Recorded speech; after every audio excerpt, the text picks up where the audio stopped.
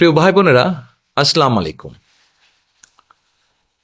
আজকে আপনাদের সামনে আমি হাজির হয়েছি আমার চিন্তা, ভাবনা, পরিকল্পনার একটি বিষয় নিয়ে আপনাদের সামনে তুলে ধরার জন্য। বিষয়টি কি? বিষয়টির সাথে শহরের মানুষ, গ্রামের মানুষ কোনো না কোনোভাবে প্রত্যেকেই কম বেশি জড়িত। চলুন তাহলে বিষয়টা কি তুলে ধরি আপনাদের কাছে। খুব লম্বা করব না, সংক্ষেপেই বলবো। আপনাদের নিশ্চয়ই যারা দেখছেন, তরুণ সমাজের সদস্য যারা আছেন দেখছেন, অথবা আমার বয়সী, মধ্যবয়সী থেকে শুরু করে যারা মুরব্বী আছেন, যারা দেখছেন, সকলেই নিশ্চয়ই শহীদ রাষ্ট্রপতি জিয়া রহমান, আমার বাবা, ওনাকে নিশ্চয়ই আপনারা চেনেন, জানেন। কেউ দেখেছেন, কেউ শুনেছেন, কেউ তার কথা পড়েছেন। আজকে ওনার একটি কাজের কথা আপনাদের সামনে তুলে ধরতে চাই আমি। কি সেই কাজ? সেই কাজটি হচ্ছে খাল খনন। এখানে যারা মুরব্বী আছেন তাদের নিশ্চয়ই মনে আছে, শহীদ জিয়া দেশে অনেকগুলো খাল খনন করেছিলেন, এবং খাল খনন করার ফলে কি হয়েছিল? দেশের বন্যা যেমন প্রতিরোধ করা গিয়েছিল, বন্যাকে নিয়ন্ত্রণ করা গিয়েছিল, একইভাবে এই খাল খননের ফলে গ্রাম অঞ্চলে বিভিন্ন জায়গায় যাদের পানির সমস্যা ছিল সেই মানুষগুলো পানি ব্যবহারের সুযোগ পেয়েছিল। এই খাল খনন করার ফলে কি হয়েছিল? খালের দুই পাড়ে সুন্দর সুন্দর করে ফলের গাছ লাগানো গিয়েছিল। এই খাল খনন করার ফলে কৃষকরা, যারা পানি পেতেন না তাদের ফসলের জন্য, সেই কৃষক ভাইয়েরা পানির সেচের সুবিধা পেয়েছেন। জি প্রিয় ভাই বোনেরা, আমি সেই খাল খননের কথা বলছি। আমি কিছু বিশেষজ্ঞ মানুষের সাথে আলাপ করেছি গত কয়েক বছর ধরে, যাদের অভিজ্ঞতা আছে, বিশেষজ্ঞ যাদের এক্সপার্টিস আছে পানির ব্যাপারে, এবং কতগুলো ভয়াবহ তথ্য পেয়েছি, ভয়াবহ খবর তাদের কাছ থেকে শুনেছি, জেনেছি এই পানির ব্যাপারে। তার সবগুলো না হলেও দু একটি কথা আপনাদের সামনে তুলে ধরি। আপনারা যারা দেশ গ্রামে থাকেন, গ্রাম অঞ্চলে থাকেন, তারা নিশ্চয়ই খেয়াল করে দেখেছেন, আপনার বয়স যদি আজকে 40 বছর হয়ে থাকে, ধরলাম একটি উদাহরণ হিসেবে ধরি, আপনার বয়স যখন 15 বছর ছিল বা 15 থেকে 20-এর মধ্যে ছিল, তখন নিশ্চয়ই আপনার খেয়াল আছে আপনার আশেপাশে যখন কোনো একটি টিউবওয়েল বসানো হতো, তখন হয়তো 50 ফিট, ম্যাক্সিমাম হয়তো 100 ফিট ভেতর গভীরে গেলেই পানি উঠত। কিন্তু ঠিক সেই একই জায়গায় এখন হয়তো কয়েকশত ফিট ভেতরে গেলে তখন পানি উঠে। অর্থাৎ কি দাঁড়াচ্ছে? দাঁড়াচ্ছে যে আমাদের মাটির নিচে যে পানি আছে, সেই পানিটা আস্তে আস্তে আমরা ব্যবহার করার কারণে পানির স্তরটা নিচে নেমে যাচ্ছে। যারা আপনারা ঢাকা শহরে আছেন, সবগুলো শহরের কথা আমার মনে নেই, ঢাকা শহরের কথাটা আমার মনে আছে। যারা ঢাকা শহর আছেন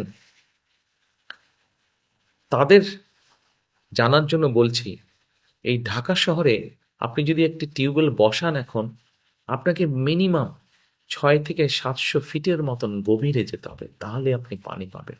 আমি যে বয়সের কথা বললাম, সেই বয়সের একটি ঘটনা আমার মনে আছে। সেই বয়সে আমরা তখন ঢাকার সেনানে বেশি থাকতাম। 25-30 ফিট ভেতরে গেলেই পানি, মাটির নিচে গেলেই পানি বুদবুদ করে বের হতো। অথচ আজকে সেই ঢাকা শহরে 600 ফিট গভীরে যেতে হয়, তাহলে পানি উঠে। অনেক ক্ষেত্রে তারও বেশি যেতে হয়।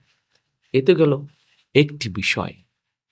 আসেন এবার, কেন খাল খনন করা আরেকটি জরুরি কারণে প্রয়োজন, যেই কারণে শহীদ জিয়াও খাল খনন করেছিলেন। সেটি হচ্ছে এই যে দেখুন, বছরখানেক আগে আপনাদের নিশ্চয়ই প্রত্যেকের মনে আছে, নোয়াখালী, লক্ষ্মীপুর, ফেনী এই অঞ্চল জুড়ে হঠাৎ করে সীমান্তের ওপার থেকে পানি ছেড়ে দিল। হঠাৎ করে বানের পানি এসে সব ভাসিয়ে ফেলল। হাজারো লক্ষ মানুষের ঘর ভিটে সব ডুবে গেল। মাঠের ফসল সব নষ্ট হয়ে গেল। চিন্তা করে দেখুন, কত বিরাট একটি অঞ্চল। আমরা যদি কল্পনা করি একটি বড় পুকুর, কত বড় পুকুর আপনি কল্পনা করবেন।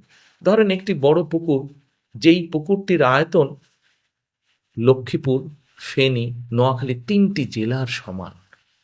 চিন্তা করতে পারেন কত বড় পুকুর। এই বড় পুকুরের গভীরতা যদি ধরেন 7 ফুট গড়ে, তাহলে চিন্তা করেন ওই পুকুরে কতগুলো পানি, কি পরিমাণ পানি। এই পানিগুলো আসলো, মানুষের ঘর বাড়ি, সম্পত্তি, ফসল সব নষ্ট করে দিল। 2 সপ্তাহ পরে পানিগুলো চলে গেল সমুদ্রে।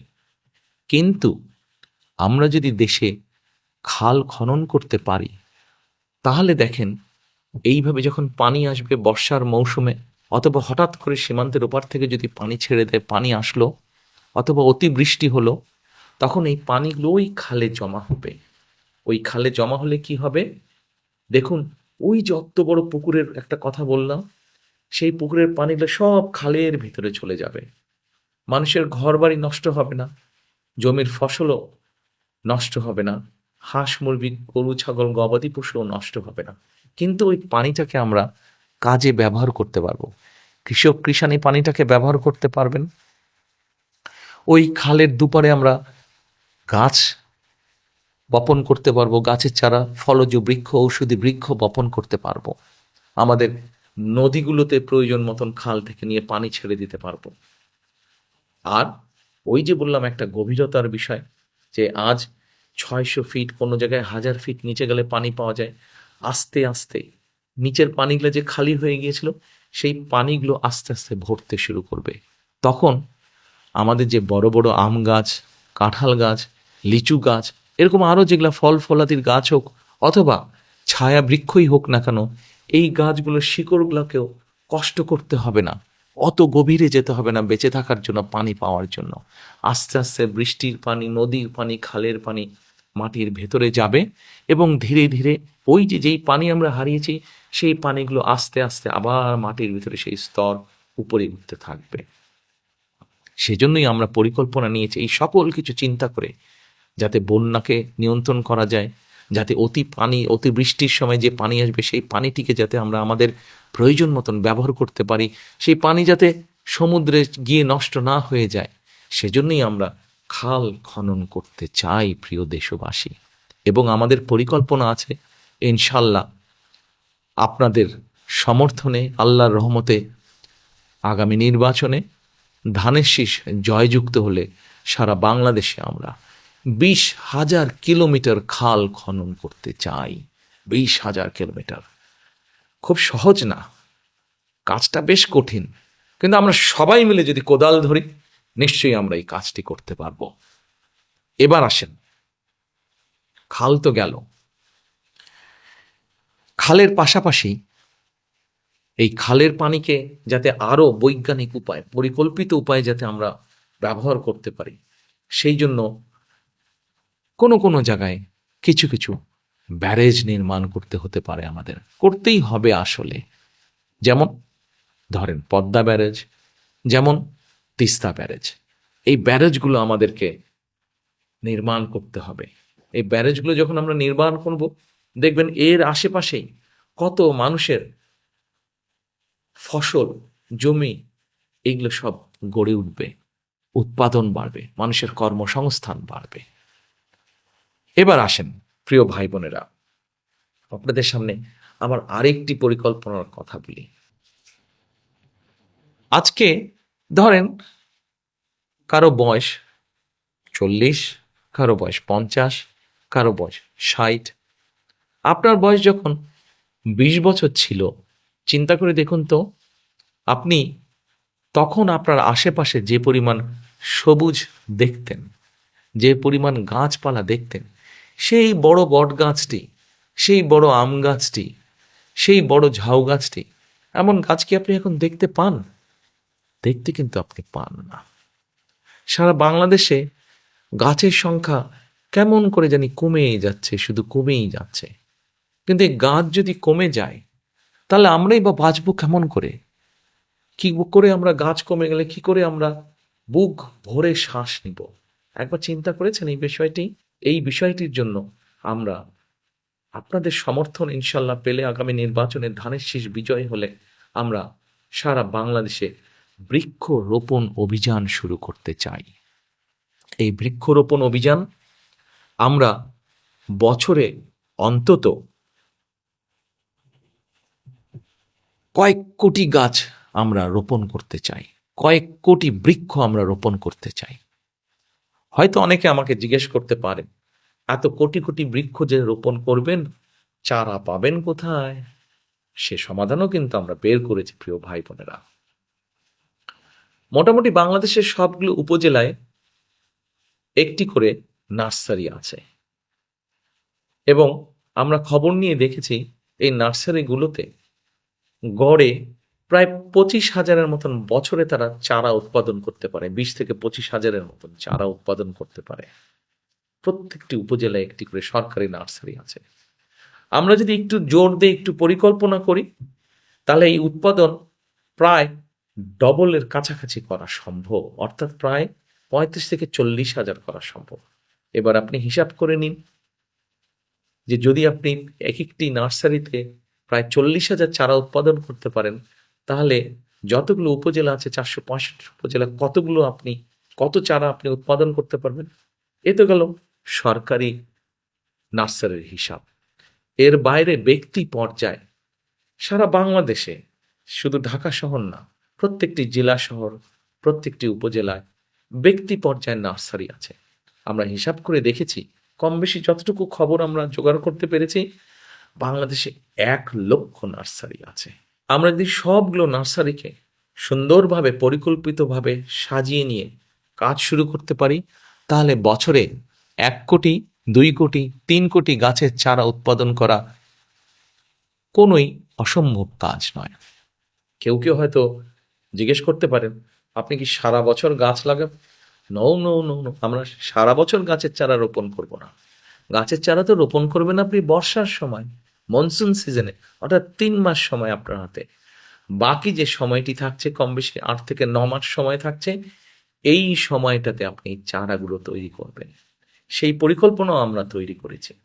এবং শুধু সেই পরিকল্পনায় নয় প্রিয় ভাই বোনেরা, ধরেন যেই গাছটি টেকনাফে হচ্ছে সেই একই গাছ তেঁতুলিয়াতেও হবে, কিন্তু স্বাস্থ্যটা একটু দুর্বল হবে হয়তো, কারণ টেকনাফের আবহাওয়া এবং তেঁতুলিয়ার আবহাওয়া একটু ভিন্ন, মাটিও একটু ভিন্ন। সেজন্য এরই ভিতরে আমরা পরিকল্পনা তৈরিও করেছি যে কোন এলাকাতে কোন গাছটা ভালো হবে। ঠিক নার্সারিগুলোকে পরিকল্পিতভাবে আমরা সেই টাইপের গাছগুলোকে, সেই ধরনের গাছের চারাগুলোই আমরা সেখানে উৎপাদন করব। এভাবেই আমরা সারা বাংলাদেশে বছরে কয়েক কোটি গাছের চারা রোপণ করব এবং ধীরে ধীরে আমাদের প্রিয় বাংলাদেশকে আবার আমরা সবুজ করে গড়ে তুলব। কাজটা কঠিন, কিন্তু আমরা সকলে মিলে যদি চেষ্টা করি, সকলে মিলে যদি আমরা একটি করে গাছ প্রতি বছর রোপণ করি, তাহলে অবশ্যই এই বাংলাদেশ সবুজ বাংলাদেশে পরিণত হবে। অর্থাৎ করব কাজ, গর্ব দেশ, সবার আগে বাংলাদেশ। প্রিয় ভাই বোনেরা, আজ এ পর্যন্তই রাখি। আল্লাহ হাফেজ। বাংলাদেশ জিন্দাবাদ, বাংলাদেশ জাতীয়তাবাদী দল জিন্দাবাদ। আসসালামু আলাইকুম।